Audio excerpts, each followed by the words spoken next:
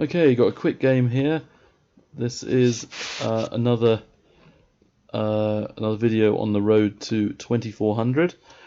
I'm playing a blitz game here technically, so this is the shortest time control in which I'm trying to reach the milestone of 2400. This is a game 3 minutes plus 4 seconds per move, so the pacing is going to be quite quick.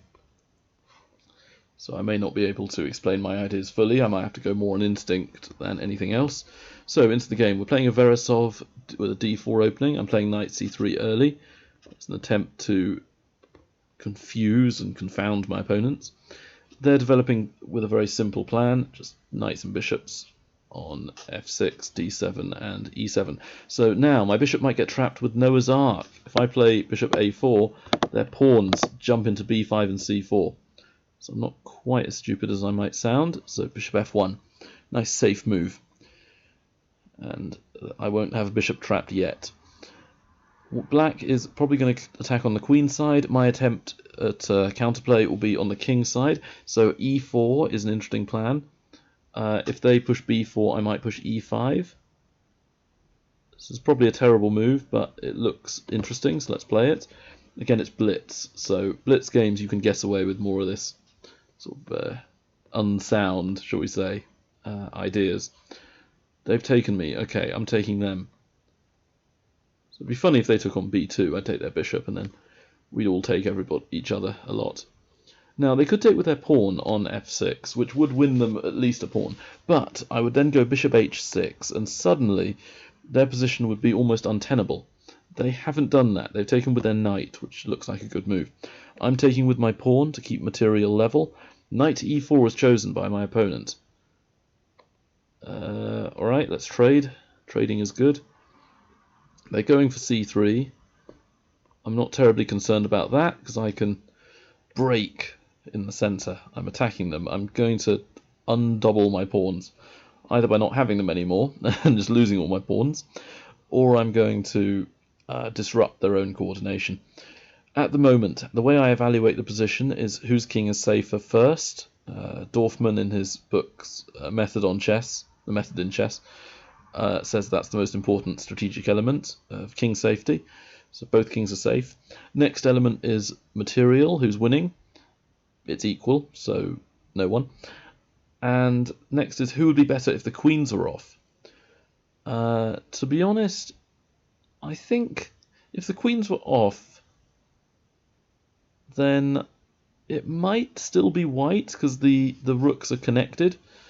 So that's quite good. So they've taken here. That's an interesting move. Now, if I take on d5, they could push e5, but no, they can't. I'm totally wrong because their knight is hanging. It's en prise. I'm going to undouble my pawns as advertised, as promised. They're going to take me. So now I have got a good, strong, healthy knight on d4. They've got a not very healthy knight on e4. It looks very, very precarious. And having said that, c4 looks very interesting. So if I play c4, they need to defend maybe with their bishop on b7. So c4 then... Oh no, but of course they're attacking on f2. That's silly of me.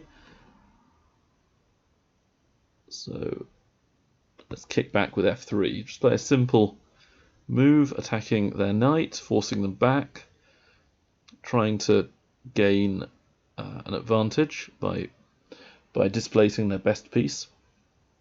It's more of a preventative move than anything else, but it is a move that will improve my position by making theirs worse. I've got a great rook on e1. My a rook is not looking very happy, so I may have to do something about it. Rook b1 looks like a not terrible move there. Let's go for it. Rook b1. Again, as it's blitz, I can't analyse this too deeply. They have a bad sort of bishop and rooks in general. Now they're going knight to c3. So this... not knight c3, what am I talking about? Knight to e6. So I could move my knight, which would then have the pawn on d5 being threatened. That does look interesting to play. But instead, I'm going to play c3. The reason I said knight c3 was, in my head it got it mixed up, and I meant to say c3 is the antidote to the knight move. This will isolate my own pawn, but it was already isolated, so what this will do is, if they take it, which they have not done, it would leave... I think that's an okay move. Yeah, the pawns on d4 and d5 look like it's a mirror of each other and it's a symmetrical position, so nobody is better. But actually, their pawn's on a light square, and my bishop controls light squares. Their bishop is woefully inadequate in attacking light squares, because there's nothing to attack. Basically, everything I have is on a dark square, apart from the a2 pawn, I suppose. And they have lots of things on light squares. They've got both their rooks, their bishop, their knight, 4 out of their 5 pawns. So things are looking up for me. They're also in a nasty pin. My rook is pinning their knight. I did think about taking on a6, but I wanted to guard c3 first. So I'm trying to win the pawn, not just trade. They've done a5, looks like a good move. I now have to think about what I'm doing. I think I'm actually going to improve my bishop, because that's one of the only things I haven't improved yet. Bishop d3. So my bishop's had an interesting life. It's gone to b5, back to f1, back to d3. It's condemned to stay on this diagonal. Wow! They are losing their queen. I can't see the tactic, and I've got less than 2 minutes. We are in the blunder zone. Probably in blitz games, blunder zones are 1 minute or less. And it's possible, because they're pausing a long time, they did not see that, and they have resigned. So this is quite a quick video, because it's only 5 minutes long. Normally they're a bit longer. So I gained 5 points. Hooray! And let's have a look at how bad this game was. Let's see. So first off, well, in the background there'll be a computer analysis that we'll look at the end. And let's have a look. So going back to the beginning of the match. Right. Oh dear, these computers. Already saying that move 2 is an inaccuracy. It's established theory. I don't trust it there. But the Veresov is considered to be equal already.